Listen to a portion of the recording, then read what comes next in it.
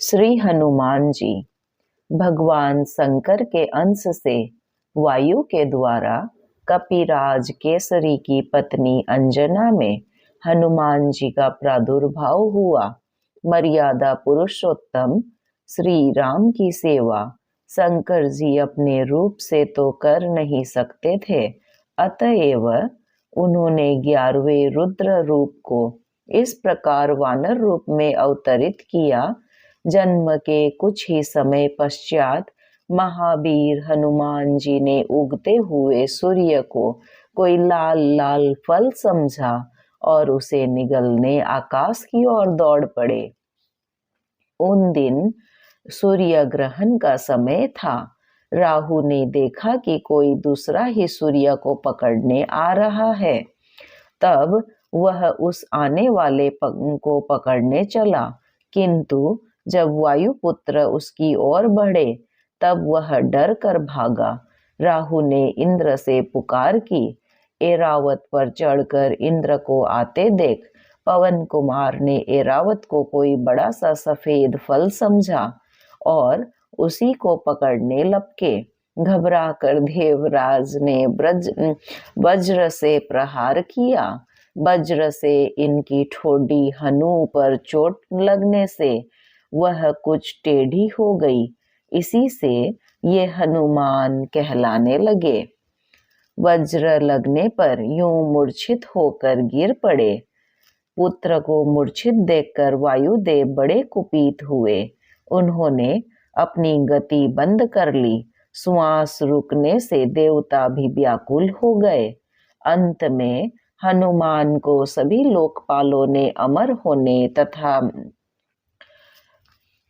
अग्नि जल वायु आदि से अभय होने का वरदान देकर वायुदेव को संतुष्ट किया। जाति स्वभाव से चंचल हनुमान ऋषियों के आश्रमों में वृक्षों को सहज चपलतावश तोड़ देते तथा आश्रम की वस्तुओं को अस्त व्यस्त कर देते थे। अतः ऋषियों ने इन्हें शाप दिया, तुम अपना बल भूले रहोगे।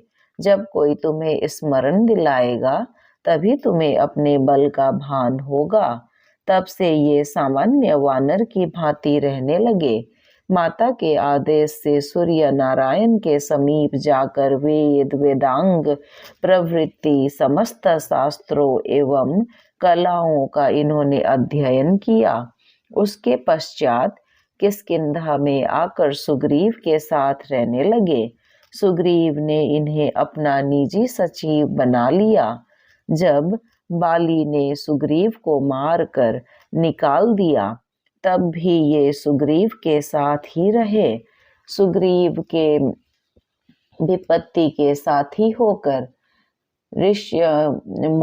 ऋष्यमुख पर ये उनके साथ ही रहते थे। बचपन में माता अंजना से बार बार आग्रह पूर्वक इन्होंने अनादि रामचरित सुना था। अध्ययन के समय वेद में पुराणों में श्री राम कथा का अध्ययन किया था। किष्किंधा आने पर यह भी ज्ञात हो गया कि परात्पर प्रभु ने अयोध्या में अवतार धारण कर लिया है। अब वे बड़ी उत्कंठा से अपने स्वामी के दर्शन की प्रतीक्षा करने लगे।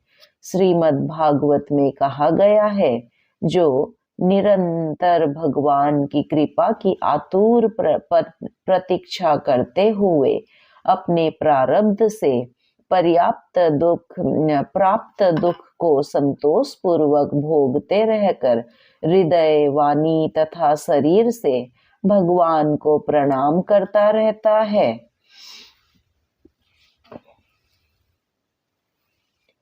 हृदय से भगवान का चिंतन, वाणी से भगवान के नाम गुण का गान कीर्तन और शरीर से भगवान का पूजन करता रहता है। वह मुक्ति पद का स्वत्वाधिकारी हो जाता है।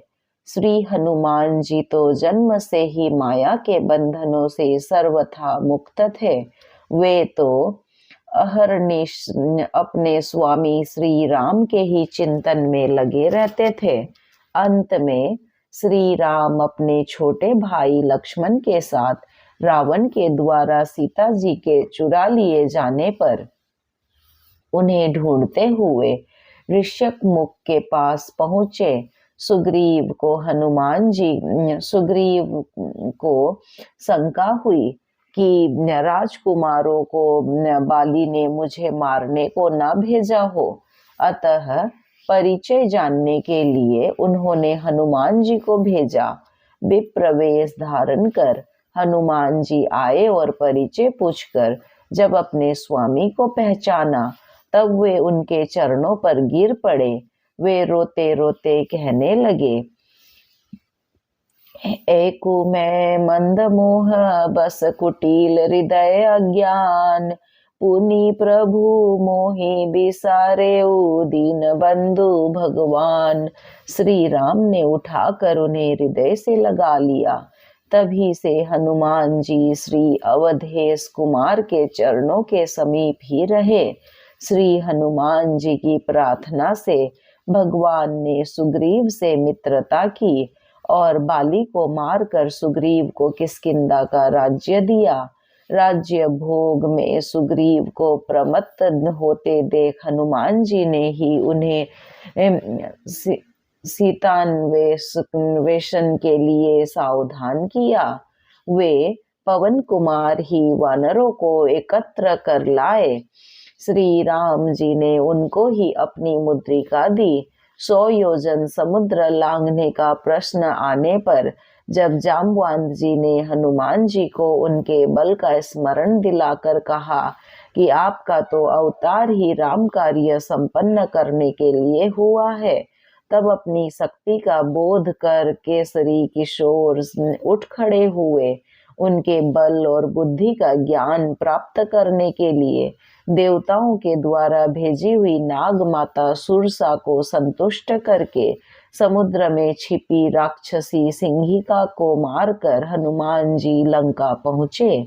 द्वार रक्षिका लंकिनी को एक घुसे में सीधा करके छोटा रूप धारण कर ये लंका में रात्रि के समय प्रविष्ट हुए।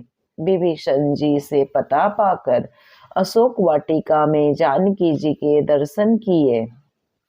उनको आश्वासन देकर अशोक वन को उजाड़ डाला। रावण के भेजे राक्षसों तथा रावण पुत्र अक्षय कुमार को मार दिया। मेघनाद ने ब्रह्मास्त्र में बांधकर राजसभा में ले गया। वहां रावण को भी हनुमान जी ने अभिमान छोड़कर भगवान की शरण लेने की शिक्षा दी। राक्षस राज की आज्ञा से इनकी पूंछ में आग लगा दी गई। इन्होंने उसी अग्नि से सारी लंका फूंक दी। सीता जी से चिन्ह स्वरूप चूड़ामणि लेकर भगवान के समीप लौट आए। समाचार पाकर श्री राम ने युद्ध के लिए प्रस्थान किया। समुद्र पर सेतु बांधा गया। संग्राम हुआ और अंत में रावण अपने समस्त अनुचर बंधु बांधवों के साथ मारा गया। युद्ध में श्री हनुमान जी का पराक्रम, उनका शौर्य, उनकी वीरता सर्वोपरि रही। वानरी सेना के संकट के समय वे सदा सहायक रहे। राक्षस उनकी हुंकार से ही कांपते थे। लक्ष्मण जी जब मेघनाद की शक्ति से मूर्छित हो गए तब मार्ग में पाखंडी कालनेमी को मारकर द्रोणाचल को हनुमान जी उखाड़ लाए और इस प्रकार संजीवनी औषधि आने से श्री लक्ष्मण जी को चेतना प्राप्त हुई। मायावी अहिरावण जब माया करके राम लक्ष्मण को युद्ध भूमि से चुरा ले गया तब पाताल जाकर अहिरावण का वध करके श्री हनुमान जी ने श्री राम जी को भाई लक्ष्मण जी के साथ ले आए। रावण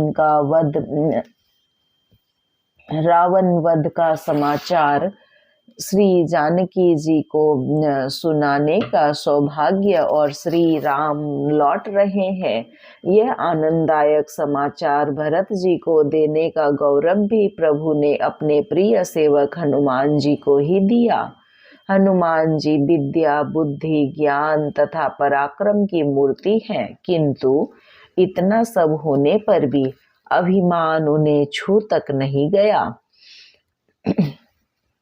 जब वे लंका जलाकर अकेले ही रावण का मान मर्दन करके प्रभु के पास लौटे और प्रभु ने पूछा कि त्रिभुवन विजयी रावण की लंका को तुम कैसे जला सके, तब उन्होंने उत्तर दिया, सखा मृग कई बड़ी मनुषाई, सखा ते सखा पर जाई, नागी सिंधु हाटक पूर जारा, निशिचर गण विधि विपिन उजारा, सो सब तब प्रताप रघुराई, नाथ न कछु मोरी प्रभुताई। हनुमान जी आजन्म नैष्ठिक ब्रह्मचारी है, व्याकरण के महान पंडित है, वेदज्ञ है, ज्ञानी शिरोमणि है, बड़े विचारशील, तीक्ष्ण बुद्धि तथा अतुल पराक्रमी है। श्री हनुमान जी बहुत निपुण संगीतज्ञ और गायक भी हैं। एक बार देव ऋषि दानव के एक महान सम्मेलन में जलाशय के तट पर भगवान शंकर तथा देवऋषि नारद जी आदि गा रहे थे। अन्य अन्य देव ऋषि दानव भी योग दे रहे थे। इतने में ही हनुमान जी ने मधुर स्वर में ऐसा सुंदर गान आरंभ किया कि जिसे सुनकर उन सब के मुख म्लान हो गए, जो बड़े उत्साह से गा बजा रहे थे, और वे सभी अपना अपना गान छोड़कर मोहित हो गए तथा चुप होकर सुनने लगे। उस समय केवल हनुमान जी ही गा रहे थे।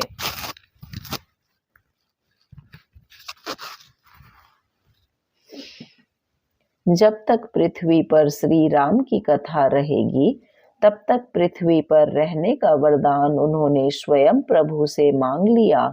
श्री राम जी के अश्वमेध यज्ञ में अश्व की रक्षा करते समय जब अनेक महासंग्राम हुए, तब उनमें हनुमान जी का पराक्रम ही सर्वत्र विजयी हुआ। महाभारत में भी केसरी कुमार चरित्र है। वे अर्जुन के रथ की ध्वजा पर बैठे रहते हैं। उनके बैठे रहने से अर्जुन के रथ को कोई पीछे नहीं हटा सकता। कई अवसरों पर उन्होंने अर्जुन की रक्षा भी की।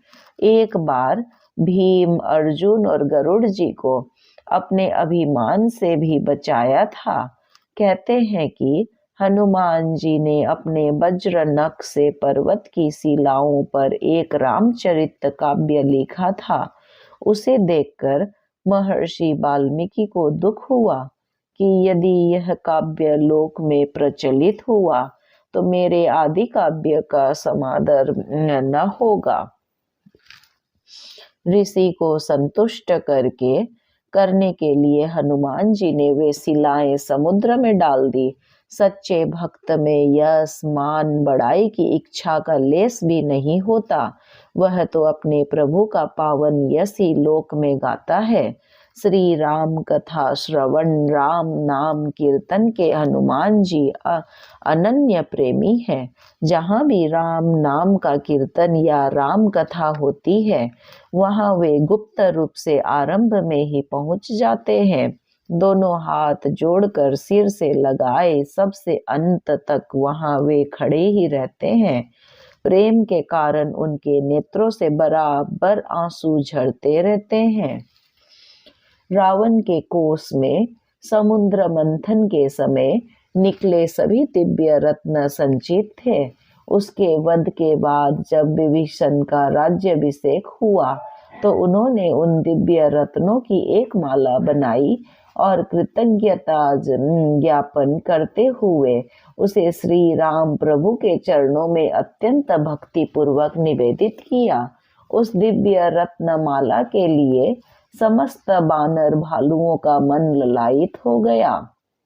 वहां श्री हनुमान जी भी थे, परंतु उनका मन तो अपने आराध्य प्रभु के रूप सुधा का पान करने में ही मग्न था। यह देखकर प्रभु ने वह माला हनुमान जी के गले में डाल दी। हनुमान जी ने उस माला को उलट पुलट कर देखा, फिर उसके एक एक रत्न को निकाल कर अपने इन अमूल्य रत्नों को क्यों नष्ट कर एक एक रत्न को निकाल कर अपने वज्र सदृश दांतों से तोड़ तोड़ कर देखने लगे। उन्हें ऐसा करते देख विभीषण जी ने पूछा, हनुमान जी, आप इन अमूल्य रत्नों को क्यों नष्ट कर रहे हैं? हनुमान जी अनमने भाव से उत्तर दिया, इन रत्नों में प्रभु श्री राम का नाम अंकित नहीं है, इसलिए ये मेरे लिए मूल्यहीन है। इस पर विभीषण जी ने कहा, आपके शरीर पर भी तो कहीं राम नाम अंकित नहीं है, फिर इसे आप क्यों धारण किए हैं? इस पर श्री हनुमान जी ने अपना हृदय चीर कर दिखलाया तो उनके अनंत अंतस्थल में विराजमान श्री राम सीता के दर्शन सबको हुए। सियावर रामचंद्र की जय, पवन सुत हनुमान की जय। श्रीमन नारायण नारायण नारायण, भजमन हरि नारायण नारायण नारायण।